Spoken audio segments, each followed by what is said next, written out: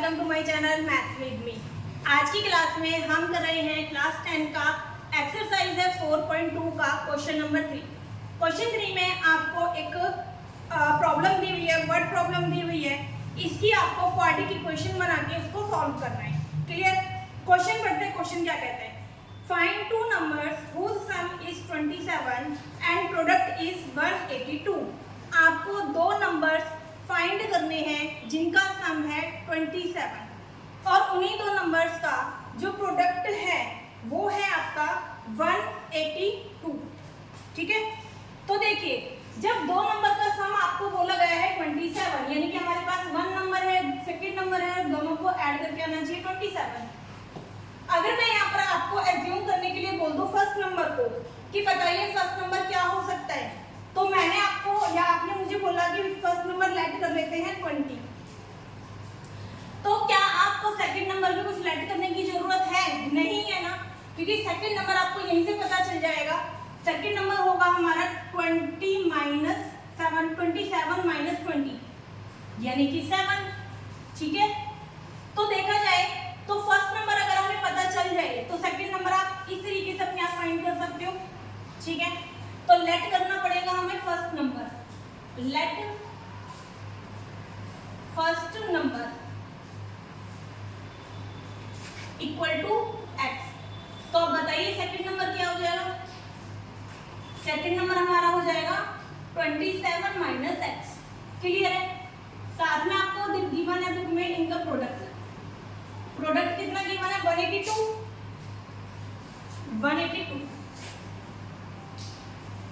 ठीक है, तो अकॉर्डिंग टू क्वेश्चन करेंगे। क्वेश्चन में क्या बोला है? दोनों नंबर का प्रोडक्ट बोला है, first number and second number का प्रोडक्ट, और वो हमें गिवन था 182। क्लियर है? अब ब्रैकेट के बाहर का जो नंबर होता है वो ब्रैकेट के अंदर सभी नंबर से मल्टीप्लाई हो जाता है, जितनी भी टर्म्स होती है हमारी। क्लियर? यहाँ पर x की पावर कुछ नहीं है 1 मान लेंगे, यहाँ भी x की पावर कुछ नहीं है 1 मान लेंगे। जब x से प्लस होता है तो 2x आता है, जब x से मल्टीप्लाई होता है तो पावर ऐड हो जाती है, यानी कि x की पावर 2 आती है। अब 182 को आपको लेफ्ट हैंड साइड पे लाना होगा क्वाड्रेटिक इक्वेशन बनाने के लिए, और इक्वल टू में बच गया 0। क्लियर है इतना? अब क्वाड्रेटिक इक्वेशन में आपने देखा होगा जो x स्क्वायर होता है ना वो हमेशा आगे होता है, फिर विदाउट स्क्वायरिंग वाला नंबर आता है और फिर विदाउट x वाला नंबर आता है। क्लियर? और कभी भी आगे ना आप माइनस का साइन मत छोड़ना, तो जब आप माइनस कॉमन निकालोगे तो आपकी सारी इक्वेशन के साइन चेंज हो जाएंगे। क्वेश्चन क्लियर हो गया? अब इनके करते हैं फैक्टर। देखिए यहाँ कुछ नहीं है 1, तो सबसे पहले स्टेप मैंने आपको फैक्टर का बताया था कि इस नंबर को लास्ट वाले नंबर से मल्टीप्लाई कर लीजिए। तो जब आप इनको मल्टीप्लाई करेंगे तो आपका आएगा 182, और बीच वाली टर्म देखिए मिड में जो लिखी हुई है वो है 27। ठीक है, तो दो नंबर ऐसे सिलेक्ट कीजिए जिनको मल्टीप्लाई करके 182 आए और उन्हीं नंबर्स को माइनस या प्लस करके 27 भी आए। तो जब आप इनके फैक्टर वगैरह करके नंबर्स को ढूंढेंगे तो आपको मिलेगा 14 एंड 13।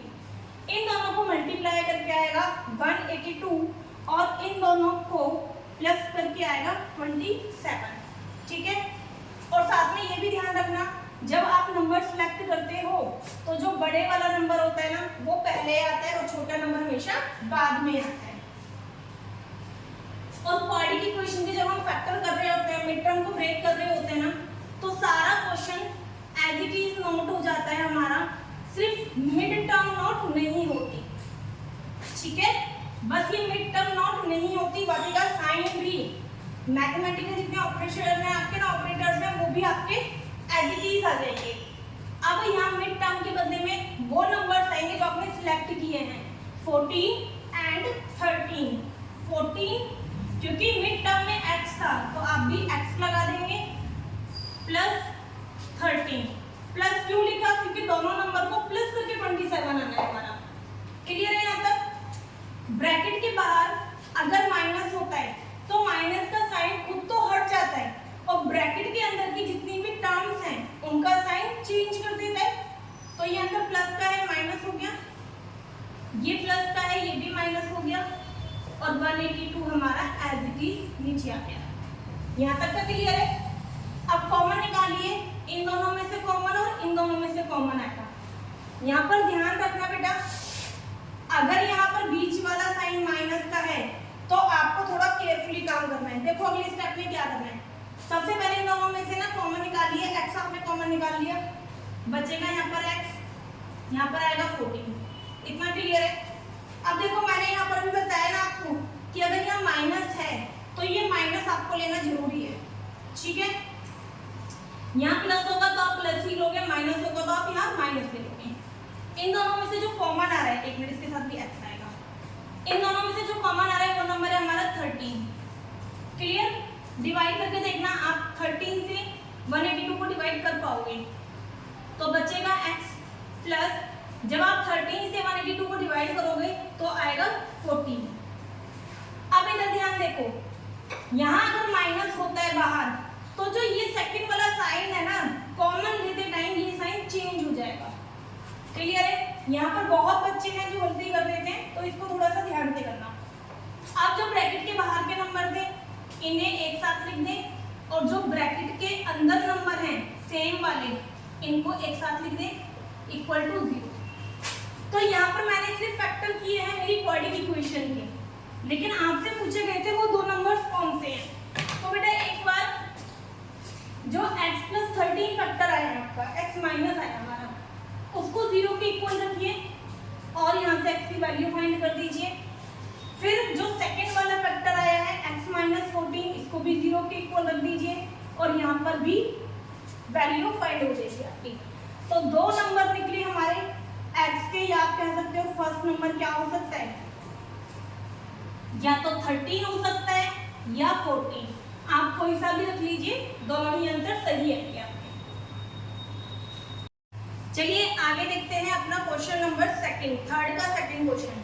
क्वेश्चन कहता है find two consecutive positive integers the sum of whose square is 365। आपको दो कंसेक्यूटिव पॉजिटिव इंटीजर्स बोला हुआ है जिनके स्क्वायर का जो सम है वो 365 है। तो बेटा यहाँ पर हमें ना तो फर्स्ट नंबर पता है ना ही सेकंड, लेकिन एक आपको क्लू दिया हुआ है क्वेश्चन में कि दोनों कॉन्जिक्यूटिव नंबर है। तो देखिए ये कॉन्जिक्यूटिव नंबर होते क्या है। कॉन्जिक्यूटिव नंबर होते हैं कि जब आप एक नंबर बोलते हो तो जस्ट उसके नेक्स्ट वाला नंबर, तो इन दोनों नंबर के पेयर को हम बोलते हैं कॉन्जिक्यूटिव नंबर्स। क्लियर। जैसे मैंने बोला 4, तो आप अपने आप बोलोगे कि नेक्स्ट जो नंबर होगा वो होगा 5। जब मैंने बोला कि फर्स्ट नंबर 50, तो आप बोलोगे कि नेक्स्ट नंबर होगा 51, जस्ट उसके बाद वाला नंबर। क्लियर। तो इस वाले केस में भी हमें सिर्फ फर्स्ट नंबर पता होना चाहिए, सेकंड तो हमें पता चल जाएगा। तो देखिए लेट करते हैं, late first number, first number अगर मैंने लेट करा x, ठीक है, तो आपका जो सेकंड नंबर अनदर नंबर होगा वो कितना होगा x प्लस 1। क्लियर है। क्यों? क्योंकि कॉन्जिक्यूटिव नंबर्स बोले गए थे। अब बोला हुआ है आपको इनके स्क्वायर का सम, ठीक है, तो आप लिखेंगे sum of square. Sum of square given है हमें 365। क्लियर। तो देखिए क्वेश्चन कहना क्या चाह रहा है, कहते हैं आपको इन दोनों का सम करना है लेकिन उनकी स्क्वायर का सम करना है। तो बताइए फर्स्ट नंबर का जो स्क्वायर होगा वो क्या होगा। अकॉर्डिंग टू क्वेश्चन लिखेंगे फर्स्ट नंबर का स्क्वायर कीजिए और सेकंड नंबर का स्क्वायर कीजिए और उनका सम बोला हुआ है 365। क्लियर हो गया। अब नॉर्मल सॉल्यूशन करते हैं। ये तो X square as it is आ गया, इसमें आइडेंटिटी लगी है a प्लस बी की होल स्क्वायर, वो होता है हमारा a square plus 2ab plus b square. Clear है। अब देखिए एक्स स्क्वायर नहीं सॉरी दोनों पॉजिटिव है ना, तो दोनों ऐड हो जाएंगे 2x स्क्वायर। क्लियर। प्लस में 2x 1 की स्क्वायर को ओपन करेंगे 1 ही आएगा, 365 आपका लेफ्ट हैंड साइड आके माइनस का हो जाएगा। क्लियर है क्वेश्चन। आगे देखते हैं 2x स्क्वायर प्लस 2x, अब ये दोनों सॉल्व हो रहे हैं आपके, इक्वल टू 0। सारी इक्वेशन में देखिए 2 कॉमन आ रहा है, तो आप डायरेक्ट ले सकते हैं और दिखाना चाहो तो दिखा भी सकते हो। देखिए मैं आपको करके दिखाती हूँ। मैंने 2 कॉमन लिया तो यहाँ सिर्फ एक्स स्क्वायर बच गया, यहाँ पर x बच गया, यहाँ पर देखिए 2 1 2 2 8 16 2 2 4। ठीक है, अब ये 2 मल्टीप्लाई में है ना, तो इक्वल के जब इधर जाएगा तो 0 के डिवाइड में आ जाएगा ना, और 0 के डिवाइड में कोई भी नंबर हो तो वो 0 ही होता है। इसीलिए अगर इक्वल टू में 0 है तो आपको कॉमन नंबर को दिखाने की कोई जरूरत नहीं होती। क्लियर है? अब नॉर्मल क्वाड्रेटिक इक्वेशन बन गई है, और अगर आप ध्यान दोगे ना तो जो भी फर्स्ट क्वेश्चन किया था कुछ वैसी ही इक्वेशन है, उसमें भी हमें 182 निकालना था मल्टीपल, और इसमें भी मल्टीप्लाई करके दोनों नंबर को 182 ही निकालना है। तो अगेन हमारे नंबर्स क्या मिलेंगे 14 एंड 13, क्योंकि दोनों को मल्टीप्लाई करके 182 आ जाएगा। अब दोनों को माइनस करना होगा तो हमारा 1 आ जाएगा, जो कि हमारी मिड टर्म है। क्लियर? चलिए, एक्स स्क्वायर और प्लस का साइन तो ऐसे ही उतारेंगे, मिड टर्म को नहीं उतारते हैं। क्लियर? मिड टर्म के बदले में जो नंबर सेलेक्ट करे हैं हमने वो ले लेते हैं, यानी कि 14x माइनस करना होगा 13x। क्लियर है? अब ब्रैकेट के बाहर आपका प्लस का साइन है, तो अंदर के साइन चेंज नहीं होंगे। इतना क्लियर हो गया? अब आगे बढ़े। अब इन दोनों में से कॉमन, मैं इस क्वेश्चन को पहले यहाँ नोट कर देती हूँ ताकि आपको आराम से दिख जाए।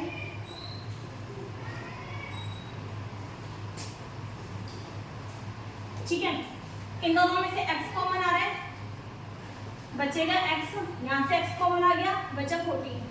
क्लियर है? अगेन मैंने यहाँ पर भी लास्ट क्वेश्चन में बताया था कि जब यहाँ पर आपका बेटा माइनस हो तो थोड़ा केयरफुली काम करना होता है। ये वाला माइनस यहाँ पर तो आएगा ही आएगा, और 13 दोनों में से कॉमन है। क्लियर? यहाँ बचेगा x, और अगर यहाँ माइनस हो और वो कॉमन आएगा तो ये वाला साइन चेंज हो जाएगा, और जब आप 13 से डिवाइड करोगे 182 को तो हमारा आएगा 14। अब जो ब्रैकेट के बाहर नंबर हैं उनको एक साथ लिख देते हैं, और जो ब्रैकेट के अंदर के नंबर्स हैं उन्हें एक साथ लिख देते हैं। ठीक है, पहले इस वाले ब्रैकेट को 0 के इक्वल रखो, क्योंकि हमें x की वैल्यू फाइंड करनी है। अगर क्वेश्चन में पूछा होता है फैक्टर तो यही छोड़ देते हैं, लेकिन अगर वैल्यू पूछी होती है तो इक्वल टू 0 रख करके अपनी वैल्यू को फाइंड कर देते हैं। अब इधर देखो, यहाँ पर भी आपके पास ना दो ही नंबर निकल के आए हैं, लेकिन क्वेश्चन में रिक्वायरमेंट थी सिर्फ पॉजिटिव इंटीजर की, तो ये वाला आंसर तो हमारा हट गया। ठीक है, तो आपका जो फर्स्ट नंबर हमारा आया है 13। क्लियर?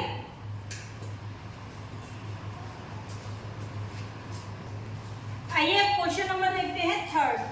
क्वेश्चन थर्ड में है the altitude of a right angle triangle is 7 degree less than it's base.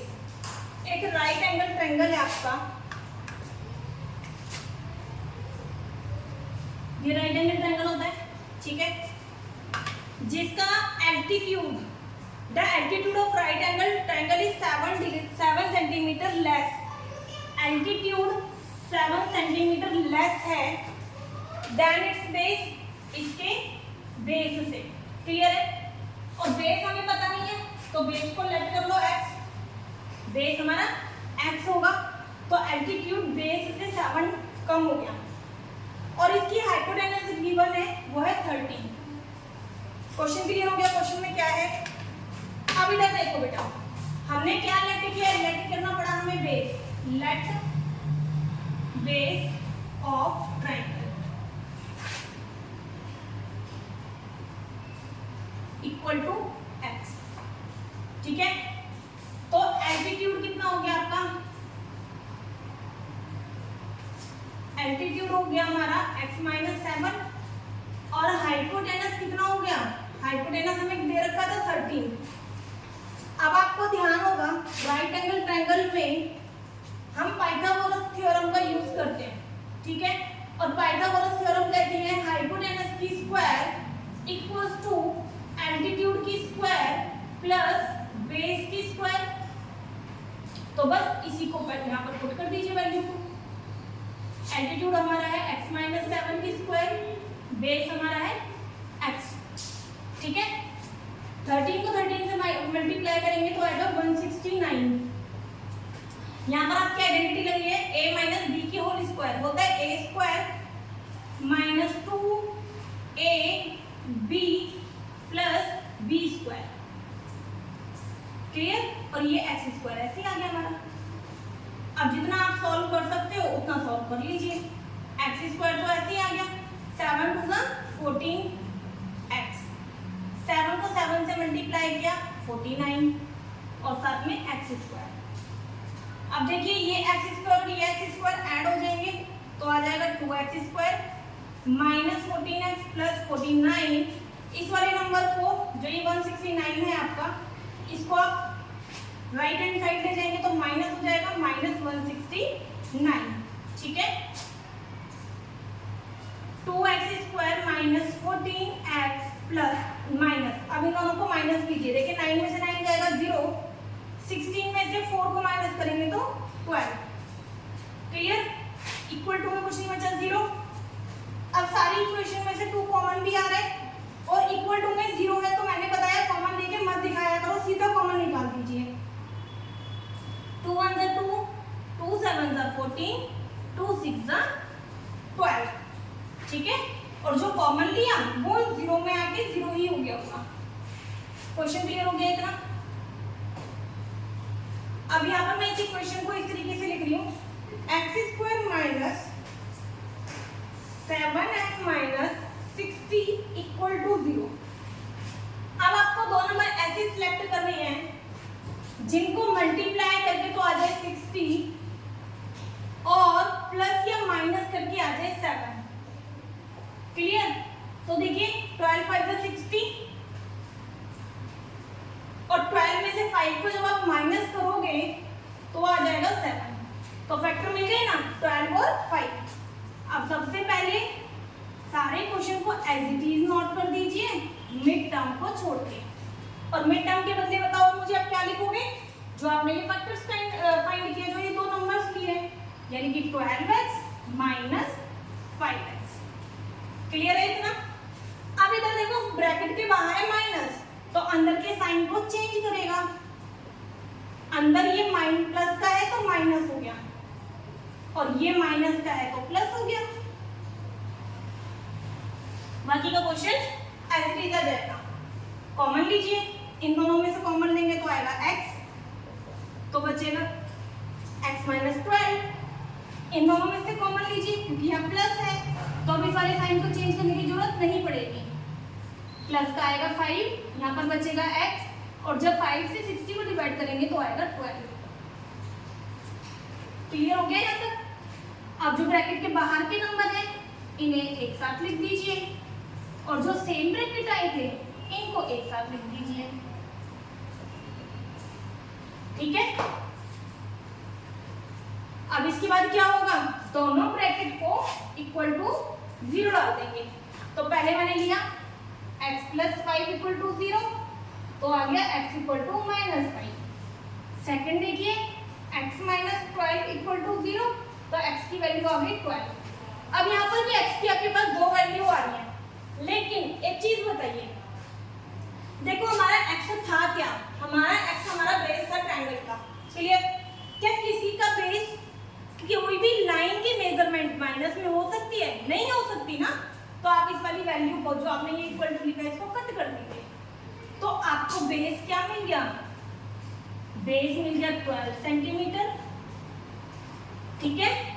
और साथ में आपको एल्टीट्यूड भी निकालना था ना, तो एल्टीट्यूड क्या मिल गया आपको, x माइनस 7 था, यानी कि 12 माइनस 7, और ये आएगा आपका 7 माइनस करेंगे तो 5, तो एल्टीट्यूड आ गया आपका 5 सेंटीमीटर, बेस आ गया आपका 12 सेंटीमीटर। बच्चों अब कर रहे हैं क्वेश्चन नंबर 6, लेकिन इससे पहले मेरे से छोटी सी मिस्टेक हो गई है, जरा उसको आप करेक्ट कर लेना। मैंने गलती से क्वेश्चन नंबर 4 को ना थर्ड का सेकंड पार्ट कर दिया था और क्वेश्चन नंबर 5 को थर्ड का सेकंड पार्ट कर दिया था। तो प्लीज आप क्वेश्चन को जब रीड करेंगे ना तो क्वेश्चन नंबर अकॉर्डिंगली ना करेक्ट कर लेना। ठीक है, अब हम कर रहे हैं क्वेश्चन नंबर 6। जरा क्वेश्चन नंबर 6 को देखेंगे, मोस्ट इंपॉर्टेंट क्वेश्चन है। ठीक है, तो चलिए देखते हैं क्वेश्चन क्या कहता है। क्वेश्चन है, a cottage industry produce a certain number of pottery article in a day. एक कॉटेज इंडस्ट्री है, वो एक किसी पर्टिकुलर डे में उसने नोटिस किया कि कुछ आर्टिकल्स हैं जिन्हें वो प्रोड्यूस कर रही है। It was noticed on a particular day the cost of production of each article। ध्यान से समझना। क्वेश्चन है, उसने क्या ऑब्जर्व किया कि cost of the article, cost of the production of each article was 3 more than twice, ठीक है, the number of article produced on that day। अब नंबर ऑफ आर्टिकल कितने प्रोड्यूस हो रहे हैं वो नहीं पता हमें। ठीक है, यानी कि मैंने एक्स लेट कर दिया। फिर से क्वेश्चन को समझो कि उसने ये ऑब्जर्व किया कि जो कॉस्ट है ना उसकी पर आर्टिकल वो कितनी निकल रही है, जितने आर्टिकल हैं उसके डबल में 3 ऐड अगर हम कर दें तो हमारी पर आर्टिकल की कॉस्ट निकल के आ जाएगी। क्वेश्चन क्लियर है? If the total cost of the production on that day was 90, आपको दे रखी है टोटल कॉस्ट 90 रुपीज। ठीक है, find the number of article produce and the cost of each article. आपको ये बताना है कि नंबर ऑफ आर्टिकल कितने प्रोड्यूस हो रहे हैं और उनकी ईच की कॉस्ट कितनी है।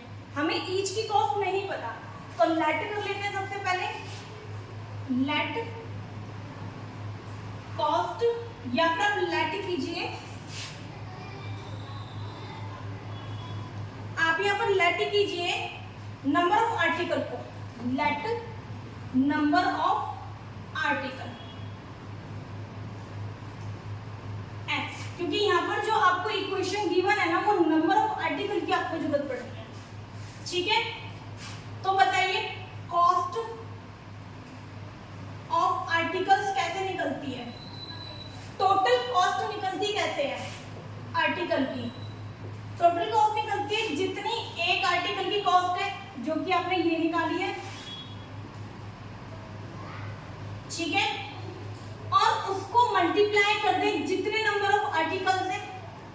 ठीक है, नंबर ऑफ आर्टिकल कितने हमारे पास x है, यानी कि अगर मैं इसको x से मल्टीप्लाई कर दूं तो टोटल कॉस्ट आ जाएगी आर्टिकल की।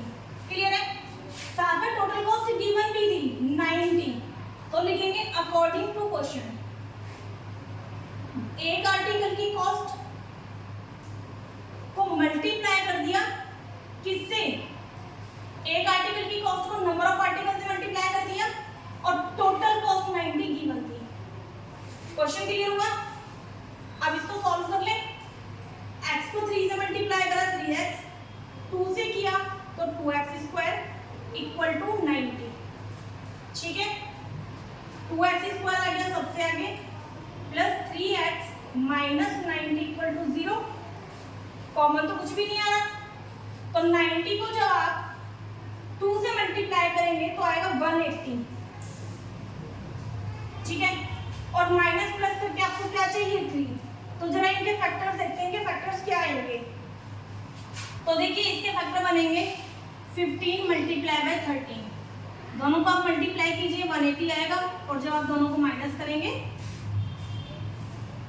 12 आएगा, 12 एंड 15। ठीक है, दोनों को माइनस करेंगे तो 3 आ जाएगा। तो इसमें मिड टर्म को नहीं लिखेंगे, बाकी का क्वेश्चन एज इट इज उतार दिया।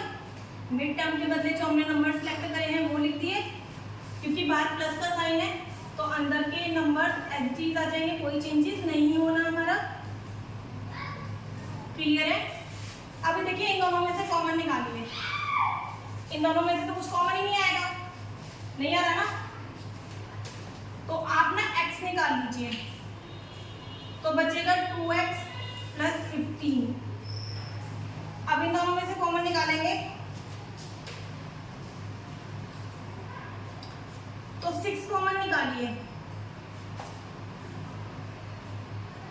तो 6 2 12 ठीक है, और 6 से जब आप इसको डिवाइड करेंगे तो 15।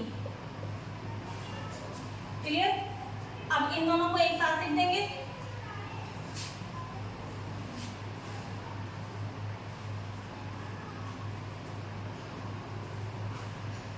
x minus 6 equal to bracket 2x plus 15 equal to 0। अब क्योंकि x की वैल्यू फाइंड करनी है तो दोनों को एक बार इक्वल रख देंगे, इसको भी रख देंगे। 2x equal to minus 15, x equal to minus 15 by 2 multiply में ना तो डिवाइड हो जाएगा। अब यहाँ देखिए, क्या किसी भी नंबर ऑफ आर्टिकल कभी भी हमारे माइनस में या डिवाइड में हो सकते हैं? नहीं। नंबर ऑफ आर्टिकल आप बना ही नहीं सकते। आप ये तो नहीं बोलोगे ना कि यार आज तो कोई प्रोडक्शन नहीं हुआ, आज तो -3 प्रोडक्शन हुआ है। नहीं, ये कोई यूनिटी नहीं है, तो इसको हटा देंगे तो हमारे बचेगा क्या? x बचेगा। तो यहाँ से हमें पता चला कि हमने नंबर ऑफ आर्टिकल्स कितने प्रोड्यूस किए हैं? Number of articles produce 6। Question clear हो गया? तो इस तरीके से हमने अपनी ये वाली एक्सरसाइज को कंप्लीट किया है। अगर आपको अभी भी किसी क्वेश्चन में डाउट है तो आप प्लीज मुझे कमेंट कीजिए, मैं उस क्वेश्चन को और इजी तरीके से आपके लिए वीडियो बनाने की पूरी कोशिश करूंगी। Till then bye bye.